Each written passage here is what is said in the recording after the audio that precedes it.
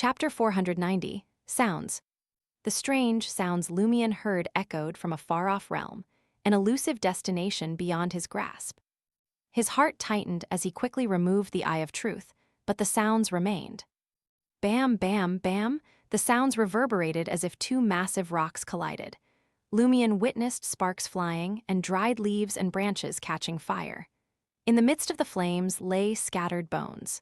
The cave, shrouded in darkness with an unknown depth, echoed with distant howls resembling wolves. Thud, thud, thud, a leather drum's beats and ancient musical instruments resonated, creating a solemn, holy, and magnificent atmosphere for Lumion. The scene in his mind shifted to a vast wilderness with a towering altar. A figure, his face veiled with beaded coverings, a splendid headdress, and a flowing black robe, ascended to the highest point. Around him, people with demon-painted faces danced frenziedly to the drumbeat. Suddenly, the sky darkened, and a face appeared from the ominous clouds. The ritualist, with beads sliding aside, revealed a terrified expression. A distant, haunting voice pierced the clouds, resonating through the desolate land. Lumion felt a profound shake in his mind and body. Before him stretched vast highlands, with withered trees, sparse grass, and yellow soil and rocks exposed. Gullies crisscrossed like wrinkles on an old man's face, separating silent towns. A massive river surged, majestic yet tainted with turbid yellow. Ding, dang, ding, dang. The sound, like pearls on a porcelain plate, was crisp and gentle, emanating from a peculiar wooden pavilion. The surrounding buildings burned fiercely, and shouts echoed from the river. Amidst the pleasant melody, the pavilion collapsed in flames, yet the performer continued unabated. In the midst of the gentle singing, a woman in a peculiar dress stood on the platform, captivatingly expressing herself. Below her, people sat at various tables, savoring drinks under dim lights. Gunshots, like firecrackers, echoed outside what seemed to be a bar's dance floor as citizens collapsed on the street. Fierce soldiers rushed in, stabbing the struggling ones with bayonets attached to their guns. Distant buildings burned, and flames soared into the sky. These voices and images surged into Lumion's mind like a torrent, causing his eyes to redden. His head felt unusually swollen, as if it were on the brink of exploding, and his thoughts became a chaotic jumble. Franca and Jenna, engrossed in their battle against Mirror Gardener Martin, remained oblivious to Lumion's unsettling state. Franca took the lead, pressing the black flames against the mirror stained with the target's blood. She successfully saw the enemy, weakened by the eruption of desire. He succumbed to the engulfing black flames, inflicting damage to his spirit body. Cracked. Mirror Gardener shattered, and his figure materialized nearby, his dazed eyes now alert. Seizing the opportunity, Jenna, moving with remarkable speed, adjusted her makeup mirror stained with Mirror Gardener's blood.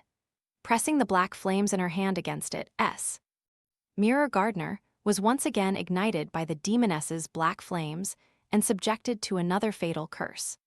He shattered anew, reappearing beside the black pillar. His right hand reached into his pocket, as if he wanted to take out a mirror and use nails, hair, blood, and other media to sever the connection between the source of the curse and himself. However, Franca, who was also moving at high speed, leaned back and raised the mirror in her hand.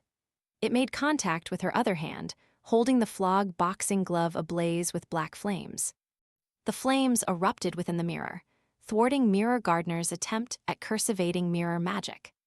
The duo, Franca and Jenna, continued their intricate dance, one advancing, one retreating, one cursing, and the other awaiting their turn. It was a mesmerizing duet, a choreography of combat. After enduring 6 curses, Mirror Gardener froze in front of a grayish-white stone pillar, not shattering like before. In the silence of the black flames, he rapidly weakened, teetering on the brink of unconsciousness. Seeing this, Franca discarded the flog boxing gloves, opting for her cannon gun. She drew the weapon, pulled back the hammer, and took aim at the target. Bang! The iron-black bullet tore through Mirror Gardener's skull, shattering it into fragments. His nearly headless body swayed briefly before collapsing to the ground. As the corpse faded away, it left behind a peculiar mirror fragment, its surface nearly lightless as if coated with black paint. Meanwhile, Anthony Reed, ever proficient at observation, detected Lumion's abnormal state. Racing towards him, the psychiatrist attempted to placate him. However, Lumion remained unresponsive, his face contorting, further blood vessels on his forehead bulging ominously. "There's a situation here," Anthony, noting Mirror Gardner's demise from the corner of his eye, swiftly informed Franca and Jenna. He hoped that the two demonesses could find a way to address Lumion's unsettling condition. However, an instant later, the pitch-black mirror fragment emitted a faint light. The surroundings plunged into instant darkness, transmuting into a bizarre transparency, as if the entire world had transformed into a mirrored container. Within the dark and shadowy confines of this mirror container, an unseen force seethed with rage, materializing the air and exerting pressure from every direction. Though Franca, Jenna, and Anthony witnessed no visible or audible phenomena, an overwhelming fear gripped them. Their bodies felt as if plunged into an icy cavern, freezing instantaneously. A faint sigh, distinctly feminine, resonated suddenly. Nearby, the black pillar radiated a dim light. The tiny snake-like black hairs concealed in the void retracted, coalescing into a massive black-haired sphere, forming a protective barrier around the square. Franca and the others experienced an immediate sense of tranquility. Fear released its grip on their bodies and minds, allowing them to move freely.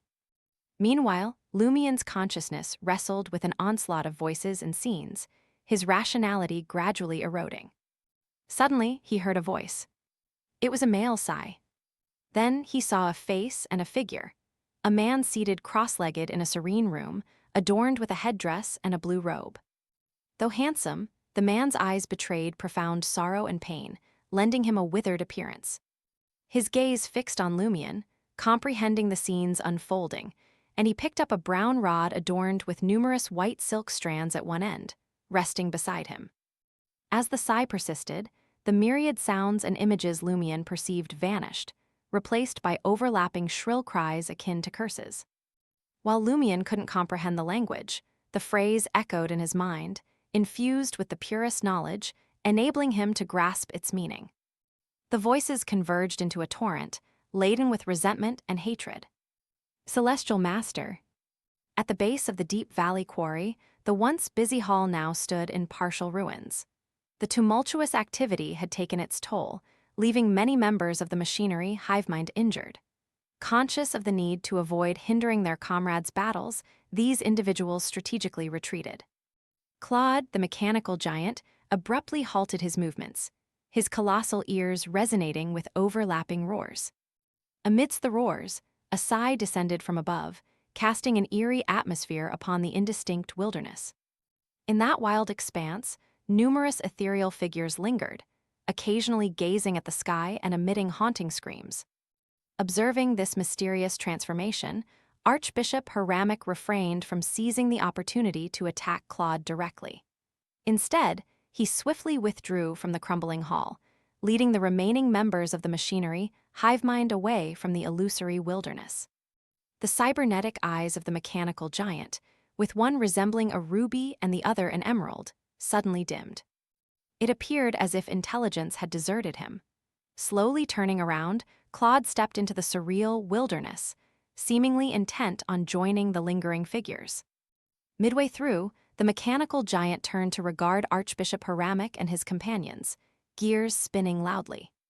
An indescribable smile graced the face comprising multiple metallic components. In the next instant, the mechanical giant retracted his gaze, resuming his forward journey.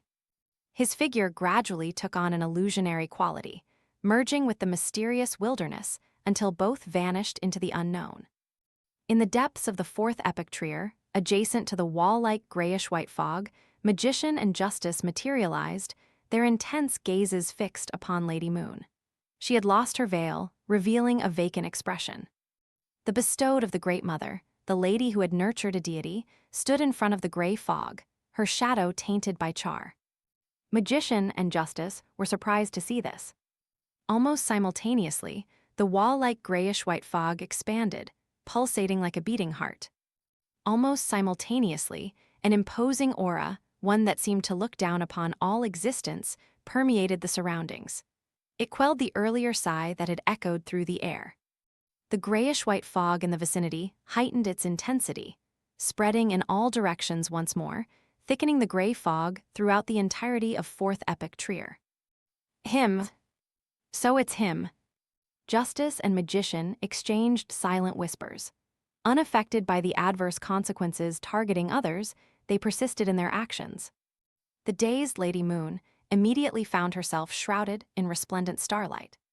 In the wilderness, Snarner, Einhorn, and Deist, the president of the Iron and Blood Cross Order, continued their struggle to restrain Vermanda Sauron, a calamity giant, an angel who had lost control. Their efforts, however, were met with fierce counterattacks, forcing them into a gradual retreat, unable to capitalize on the situation. Amidst the chaos, the gray fog shrouding the ruins of Fourth Epoch Trier stirred violently, as if the very city had awakened. The turbulent fog swiftly coalesced into a spear-like form, a weapon capable of shattering mountain peaks. It hurtled towards the captive Vermanda Sauron. In an instant, the spear, crafted from the gray fog, erupted into violent flames, taking on a violet hue. It exuded an aura of supremacy, as if it aimed to conquer all in its path. Witnessing this surreal phenomenon, whether it was Snarner Einhorn, Deist, Vermanda Sauron, or their allies, it was as though they beheld a city enshrouded in fog. A sense of awe overwhelmed their bodies and minds, dissuading any inclination to resist.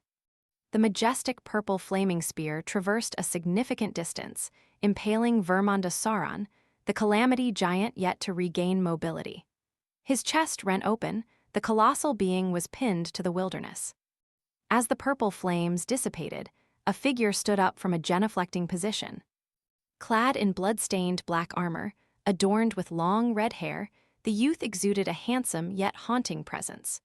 Rotting wounds marred both sides of his face, and a vivid red mark resembling a banner flag adorned his forehead.